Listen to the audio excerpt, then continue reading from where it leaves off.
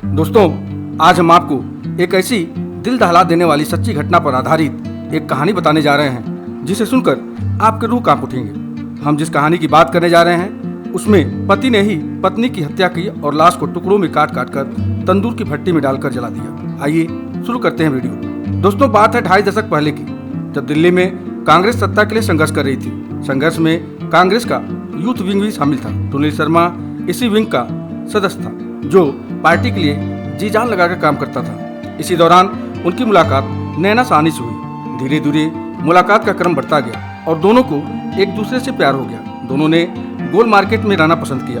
दूसरी तरफ पार्टी में सुशील का कद बढ़ता चला गया और उन्हें यूथ कांग्रेस का अध्यक्ष बना दिया गया। नैना ने भी DU से पढ़ाई पूरी की और कमर्शियल पायलट का लाइसेंस हासिल कर लिया। वक्त बीतने के साथ सुशील और नैना के रिश्तों के बीच खटास बढ़ने लगी। नैना को फोन पर बात करते दिखता तो सुशील को शक होता। उसे लगता कि नैना का किसी और के साथ अफेयर है। इस बात को लेकर दोनों के बीच लड़ाई झगड़े हुआ करते थे, जिसकी वजह से नैना का राजनीति से मोह भंग हो गया। अब वह खुद को पायलट बनाने के लिए सोचने लगी। ऑस्ट्रेलिया कैसे जाऊंगी, इसे लेकर नैना ने तैयारी भी शुरू कर दी। अभी वह ऑस्ट्रेलिया जाने की तैयारी के बारे में सोच ही रही थी कि 2 जुलाई सन 1995 के दिन नैना साहनी हाथ में ड्रिंक का गिलास थामे किसी से फोन पर बात कर रही थी। तभी सुशील आ गया। नैना ने ड्रिंक को आगे बढ़ाते हुए इशारे में सुशील से पूछा, क्या आपको भी कोई ड्रिंक चाहिए? सुशील ने सिर हिलाकर मना कर दिया। सुशील के दिमाग में ये चल रहा था कि नैना फोन पर किससे बात कर रही थी। नैना जब दूसरे कमरे में गई तो सुशील को मौका मिल गया। फोन का रिसीवर उठाया और रीडायल का बटन दबा दिया। उधर से फोन उठा और जवाब आया, हेलो। सुशील ने फोन रख दिया। सुशील समझ गया था कि ये आवाज़ मतलूब करीम की है। ये मतलूब करीम वही था जिसे लेकर सुशील के दिमाग में शंका थी कि इसका नैना के साथ अवैध संबंध है। फोन रखने के बाद सुशील ने गुस्से भरी आवाज में नैना को बुलाया और कहा, तुम्हारा प्यार अभी तक खत्म क्यों नहीं हुआ मतलूब से? नैना ने सीधा जवाब दिया, नो। इस नो शब्द के जवाब से सुशील का खून उबाल मारने लगा। सुशील तेजी से भागकर दराज के पास गया और पिस्टल निकाल ली। 4 गोलियां भरी और 3 नैना पर दाग दी। पहली गोली नैना के सिर पर, दूसरी गले पर और तीसरी छिटक कर दीवार पर जाकर लगी। नैना बेड पर गिर गई। खून बेड के पाए से होते हुए जमीन पर आ गया। सुशील का दिमाग काम करना बंद कर चुका था। वह भागकर बालकनी से बाहर देखा।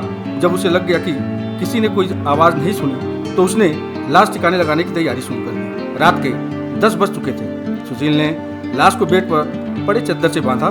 नीचे जाकर अपनी मारुति 800 कार को सीढ़ी के पास लगाया और फिर ऊपर आकर लाश को ले जाकर डिक्की में डाल दिया। करीब 15 मिनट बाद वो लाश को लेकर निजामुद्दीन के यमुना ब्रिज पर पहुंच गया। सुशील को लगा था कि वह यहाँ से उसे फेंक देगा, लेकिन ट्रैफिक इतना ज्यादा था कि वह गाड़ी से बाहर निकलने की हिम्मत ही नहीं जुटा पाया। 10 मिनट इंतजार करने के बाद उसका दिमाग घूमा और वह लाश लेकर अपनी बगिया रेस्टोरेंट में आ गया। बगिया रेस्टोरेंट पहुंच सुशील गाड़ी में बैठे बैठे मैनेजर केशव को बुलाया।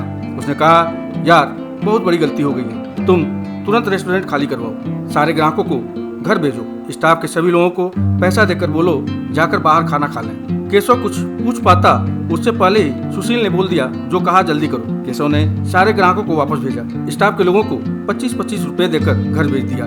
सुशील ने केशव की मदद से लाश को गाड़ी से बाहर निकाला और उसे धड़कते तंदूर की भट्टी के पास ले गया। क्योंकि भट्टी का मुंह छोटा था, लाश पूरी तरह उसमें नहीं जा रही थी। तब उसने चाकू से काट काट कर तंदूर में लाश को डालना शुरू कर दिया। सुशील सब कुछ जल्दी खत्म करना चाहता था, इसलिए उसने केशव से कहा, जल्दी करो। केशव अंदर से मक्खन के 4 बड़े पैकेट लाया और तंदूर में डालना शुरू कर दिया। केशव ने तंदूर में मक्खन डाला तो आग की लपटें ऊपर उठने लगी। रेस्टोरेंट के बाहर सब्जी बेचने वाली अनारो देवी ने यह देखा तो उन्हें लगा कि रेस्टोरेंट में आग लग गई। चिल्लाते हुए उन्होंने गश्त कर रहे दिल्ली पुलिस के सिपाही अब्दुल नजीर कुंजू को बताया। कुंजू को भी लगा कि आग लग गई, इसलिए वह फायर ब्रिगेड को सूचना देकर घटना स्थल की तरफ भागा। जब वह वहां पहुंचा तो सुशील वहां से भाग चुका था। ये सब क्या है? केशव बोला, कांग्रेस के पुराने पोस्टर रद्दी कागज थे, उसे जला रहा हूँ। कुंजू को केशव की घबराहट पर शक हो गया। उन्होंने तत्काल आग बुझाने को कहा। आसपास के लोग भी तंदूर में पानी डालने लगे। 10 मिनट के बाद आग पर काबू पा लिया गया। कुंजू ने तंदूर में झांक कर देखा तो उसके पैरों तले जमीन खिसक गई। तंदूर में अब जली लाश के टुकड़े थे। तंदूर तोड़कर लाश के टुकड़ों को निकाला गया। केशव से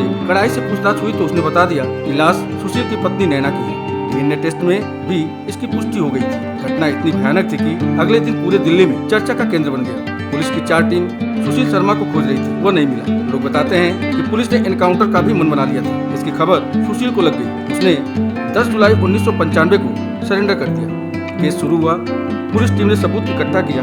7 नवंबर 2003 को डिस्ट्रिक्ट कोर्ट ने सुशील शर्मा को फांसी की सजा सुनाई। लाश को जलाने के लिए केशव कुमार को 7 साल का सजा सुनाया गया। सुशील शर्मा फांसी की सजा के खिलाफ दिल्ली हाईकोर्ट में गया। हाईकोर्ट ने भी हत्याकांड को गंभीरता से लेते हुए 19 फरवरी 2007 को फांसी की सजा बरकरार रखने का फैसला सुनाया, जिसके बाद सुशील शर्मा सुप्रीम कोर्ट चला गया। सुप्रीम कोर्ट में सुशील को थोड़ी राहत देते हुए फांसी की सजा को उम्र कैद में बदल दिया।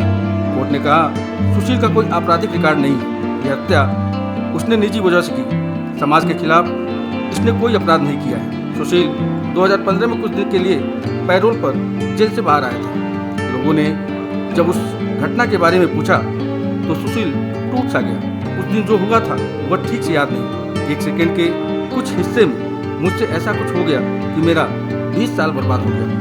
फिलहाल 23 साल जेल में रहने के बाद दिसंबर 2018 में सुशील को रिहा कर दिया गया, लेकिन अब वह कहाँ है इसके बारे में उसे और उसके परिवार के कुछ लोगों को ही पता है। तो दोस्तों, आज की वीडियो में बस इतना ही।